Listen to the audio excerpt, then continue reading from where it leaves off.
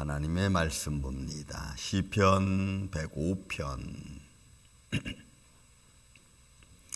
17절부터 23절까지 있는 말씀을 교독합니다. 시편 105편 17절에서 23절까지.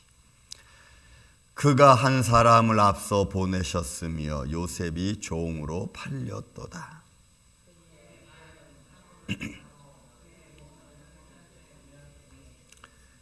곧 여호와의 말씀이 응할 때까지라. 그의 말씀이 그를 단련하였도다.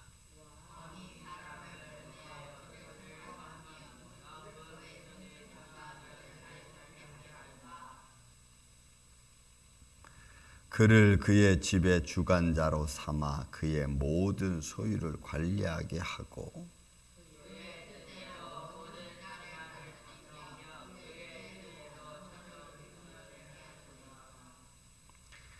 이에 이스라엘이 애굽에 들어가며 야곱이 함의 땅에 나그네가 되었도다. 아멘. 여러분, 오늘 27절부터 23절까지에 있는 말씀은 이제 하나님께서 어떻게 이스라엘 백성을 인도하고 관리하시고 보호하셨는가를 다시 설명해 주는 내용이 아닐 수 없습니다. 짧은 절이지만 이곳에 이스라엘 백성들이 이미 요셉은 팔렸고, 그리고 야곱과 그의 가족들이 남아서 기근으로 말미암아 고생하는 시간이죠. 창세기 말씀에 보면 그 기근을 통해서 양식을 하나님이 끊으셨고 고생하게 만들고, 그 기근이 오기 전에 하나님은 요셉을 형들의 손에 팔려서 애굽으로 가게 만든 사건, 그 사건이 전제되어져 있습니다. 그러니까 하나님이 애굽으로 이스라엘 백성들을 보내기 전에 벌써 먼저 하나님이 요셉을 보냈다는 것이 되죠. 본문에 있는 말씀 그대로 그가 한 사람을 앞서 보내셨으며 요셉이 종으로 팔렸다.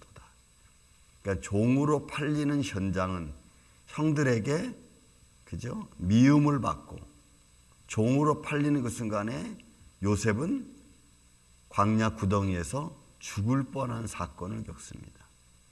그런데 이미 그 사건도 하나님은 이미 요셉을 애굽으로 보내기 위한 사건이었다는 거죠. 여러분, 우리는 지금 제3자이기 때문에 이미 오랜 시간 지난 과정이기 때문에 이렇게 보면은 이게 하나님의 뜻이었구나라고 하는 이 사건을 지금 우리는 바라보죠. 근데 바라보는 것으로 끝나는 게 아니고 내 상황도 요셉의 모습으로 들어가 봐야 됩니다. 내가 환난을 만나고 하나님의 뜻을 모를 때에는 형들과의 다툼과 미움과 아픈 마음과 간절함과 이런 것들이 있죠. 그러니까 내가 지금 당면한 문제 앞에서 내 모습은 요셉이 형들 앞에 있는 모습과 똑같아. 그 현장에서는 아픔과 그 다음에 미움과 질투, 원망, 별게 다 일어나요.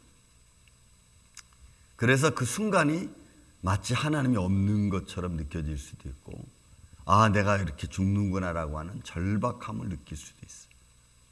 그런데 시편 기자가 이 사건을 이렇게 풀어갑니다. 하나님께서 야곱이 거하는 땅에서 기근이 임하게 하고, 그 기근이 임하기 전에 하나님은 그의 아들 요셉을 애굽으로 보내는 과정이 이런 과정이었다. 그러니까 우리의 삶도 지금 내가 당면한 상황은 마치 하나님의 손길이 움직이지 않는 것 같고, 지금 이 순간에 내가 막 엎드러질 것 같고, 막 근심과 걱정이 막 물밀듯 밀려오는 것 같지만, 무엇을 위한 것인지, 이 사건이 무엇을 위한 것인지 우리가 알 수 없기 때문에 그렇죠. 하지만 지금 내가 당면하고 있는 사건 때문에 하나님은 또 다른 일을 만들고 계시는 줄로 믿습니다. 그래서 우리는 놀라운 거예요. 그래서 우리는 그 하나님을 믿지 않을 수 없는 거예요. 그리고 요셉의 현장은 이렇게 표현합니다. 요셉이 당한 그 상황을 오늘 딱 한 절로 표현했어요. 두 절로. 18절과 19절. 그의 발은 착고를 차고 그의 몸은 쇠사슬에 매였습니다. 언제까지 매였냐면 곧 여호와의 말씀이 응할 때까지라. 이 보응한다라고 하는 이 보라고 하는 것은 하나님의 권세가 그들을 꽉 그 상황을 잡고 있는 것을 말해요. 응할 때까지라. 그러니까 하나님의 권세가 끝날 때까지 나를 딱 잡고 있는 거예요. 그러니까 내 삶의 풀어짐도 하나님의 손길 안에 있는 줄로 믿습니다. 내가 뭔가 꽉 얽매여 있을 때는 하나님 나를 꽉 잡고 있는 것과 같아. 그 내가 아무리 어떤 방법을 써도 벗어날 수 없어요. 하나님이 나를 딱 잡고 있을 때. 그러니까 지금 요셉은 보세요. 형들의 손에서 미디안 손길에 의해서 애굽으로 팔려갔습니다. 애굽으로 팔려가서 보디발 장군 집에 있었습니다. 그리고 또 본의 아니게 감옥에 또 갇히게 됩니다. 이 모든 과정이 그의 발이 착고의 차이인 것 같은 거예요. 난 언제 풀려나서 아버지 집으로 돌아갈 수 있을까 하는 마음을 안 가져봤겠어요.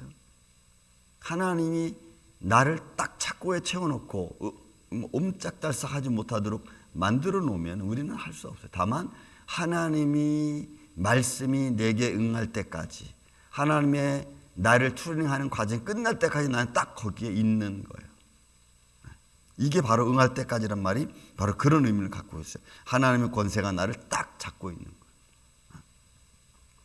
응할 때까지라. 그의 말씀이 그를 어떻게 해요? 단련하였도다. 그 순간에 내가 알 수 있는 것은 하나님의 손길을 바라보고, 저는 이 말씀을 볼 때 깜짝 놀랐어요.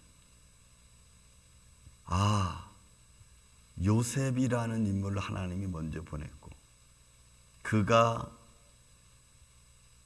애굽의 총리가 될 때까지, 그죠? 하나님의 백성을 이스라엘 백성들을 데워놓은 때까지, 17살쯤에 팔려가서 32살 될 때까지 거의 10여 년 동안의 그의 삶은 하나님이 단련하는 시간이었다는 거죠. 무엇으로? 말씀으로. 그러니까 요셉이 어떤 순간에도 하나님께 기도하고 하나님을 잃어버리지 않는 것이 요셉이 버텨야 되는, 오해가 있고 절망이 생기고 때로는 매도 맞을 수 있고 그 모든 과정이 다 포함되어져 있어요. 저는 그래서 이 19절 있는 말씀 보면서 제 자신을 좀 바라볼 때가 한두 번이 아닙니다. 그 여호와의 말씀이 응할 때까지라. 그의 말씀이 그를 단련하였도다. 그래서 창세기 45장에 보면은 요셉이 총리가 되었고 형들이 그 앞에 모였을 때 한없이 울었어요. 근데 그 울음은 하나님의 손길을 보여. 그리고 형들에게 이야기합니다. 당신들이 나를 여기서 판 게 아니고 하나님이 당신들 앞서 나를 보냈다라고 고백을 해요. 그러니까 그 고백이 그냥 나온 고백이 아니고 이 말씀과 딱 맞춰 보면은 하나님이 먼저 보냈고 그를 말씀으로 단련해서 견고하게 하셨구나. 그러니까 창세기 45장 46장에 있는 말씀과 오늘 이 시편 105편 본문에 있는 말씀 18절 19절이 딱 맞아. 그러니까 요셉은 형들을 야단칠 수 없고 형들에게 징벌을, 질투를 내릴 수 없는 거예요. 이유는 하나님이 당신들을 살리기 위해서 앞서 먼저 나를 보내셨습니다 라는 것을 먼저 고백하거든. 그러니까 우리는 우리의 삶의 현장을 어떤 눈으로 보느냐가 참 중요합니다. 내가 혹 잘못한 것까지라도, 또 나와 상관없는 일이랄지라도 그 속에는 하나님의 손길이 있음을 믿는 게 여러분 참 중요해요. 그래서 제가 이런 말씀을 읽고 마음에 깨달을 때마다 감사가 느껴지고 현장을 새롭게 보는 마음을 갖게 됩니다. 이건 내가 하려고 해서 되는 게 아니었구나. 제가 여러분들 텍스 문제, 이거 제가 여기 미국 이쪽으로 넘어올 때 텍스 문제를 관여 안 했겠어요? 이미 2018년부터 계약이 되고 막 진행될 때마다 내가 변호사한테 수없이 얘기했어. 텍스 문제 똑바로 하라고. 텍스 문제 분명히 하라고. 근데 이지경을 만들어놨어. 그 더 결정적인 게 텍스 오피스에 있는 사람이 우리가 준 서류를 잃어버렸어. 그냥 이렇게 보는 거예요. 감당할 수 있는 은혜도 하나님이 주시는 것도 감사하고, 또 이런 상황 속에서 하나님이 시간을 끌고 계시는 것도 분명히 무슨 뜻이 있겠죠. 우리는 그 뜻을 모르니까 요셉이 팔려가서 감옥에 갇히고 종살이를 하는 그런 상황에서 깨달을 수 없었던 것처럼, 다만 말씀으로 그를 단련하셨다니까 하나님의 어떤 의미가 있겠지. 하나님의 때가 이루어질 때까지 우리는 바라보는 거예요. 그리고 때가 되니까 20절 21절 때가 됐어요. 왕이 사람을 보내어 그를 석방했습니다. 그죠? 술 관원장이 꿈을 꾸고 떡 관원장이 꿈을 꿔서 그리고 해석을 하고, 그죠? 그 해석을 한 지 2년이 또 지났어. 시간이 지났어. 시간이 지나고 난 뒤에 술 관원장이 바로가 꾼 꿈을 내서 내가 옛날에 보디발 장군 집에서 있을 때 나는 유대인의 종으로 팔려고 나왔더니 막 얘기했단 말이야. 그래? 그럼 걔를 불러와라. 그 말을 여러분 본문의 말씀 딱 한 절로 표현하는 거예요. 왕이 사람을 보내어 그를 석방했어.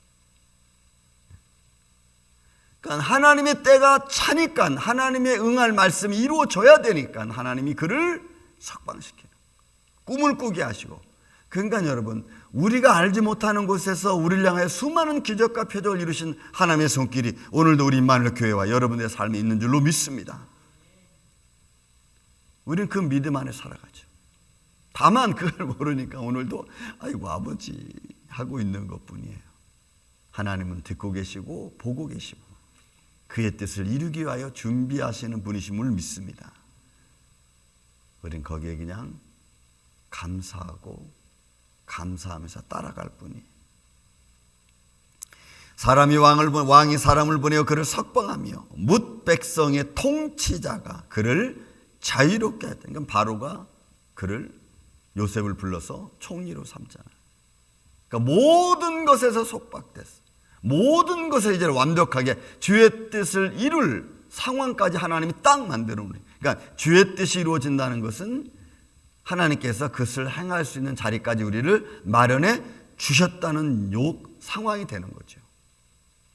근데 우리가 주의 뜻을 이룰 상황이 됐음에도 불구하고 안 하는 사람이 있고 그거를 알고 깨닫고 하는 사람이 있고, 여러분 이 차이가 또 있어.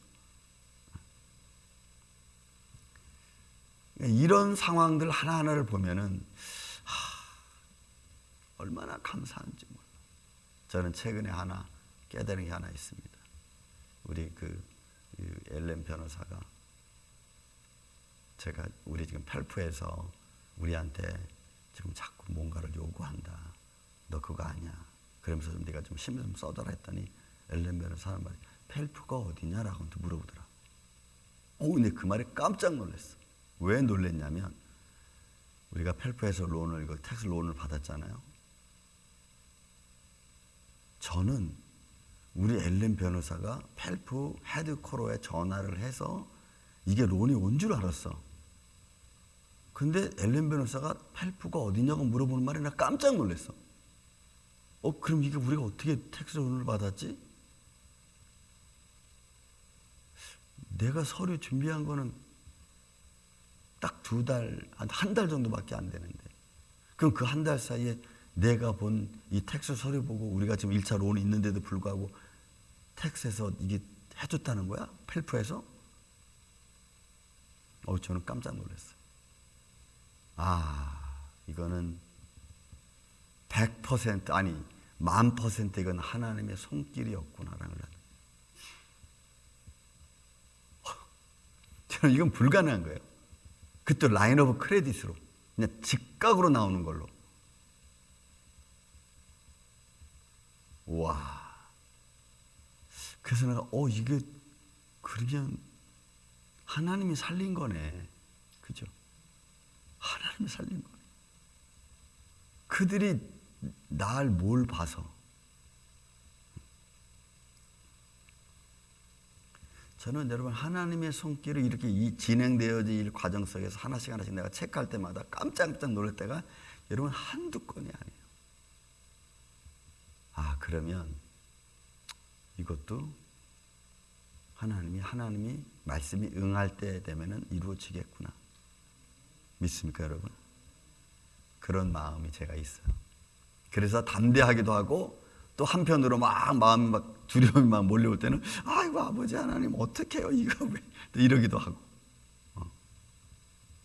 왜? 연약한 인간이 일 수밖에 없으니까. 오늘 이 말씀 우리 교회와 여러분들의 기도에 임하기를 주의 이름으로 축원을 드립니다. 왕의 사람이 보내어 그를 석방하고 뭇 백성의 통치자가 그를 자유롭게 했어. 이제 자유로가 됐어. 그 다음에 그 한 게 뭡니까? 21절, 22절, 23절. 그를 그의 집의 집권자로 삼았어요. 그러니까 애굽의 총리가 됐습니다. 바로가 인장을 빼서 요셉에게까지 줬어. 모든 통치가 요셉의 손 안에 들어왔어. 그거를 이렇게 표현한 거예요. 그의 집의 주권자로 삼아. 그러니까 애굽도 비록 이방인의 땅이고 함의 땅이지만 여러분 하나님이 다스리는 곳이라는 것입니다. 여러분 악한 자도 하나님의 다스림 안에 있는 줄로 믿습니다. 여러분 사단도 사단 마음대로 할 수 없어요. 그게 욥에 나오는 겁니다. 사단이 우리를 유혹하고 우리를 시험할 때는 반드시 그럴 만한 이유가 있어요. 하나님의 허락 없이는 불가능합니다. 다만 우리는 그렇게 다가오는 것을 살아계신 하나님을 믿는 믿음으로 이겨나가는 것이 우리가 영적 싸움이라고. 그 영적 싸움에서 우리가 번번이 지면은 실망하는 이는 나보다 먼저 하나님이시라.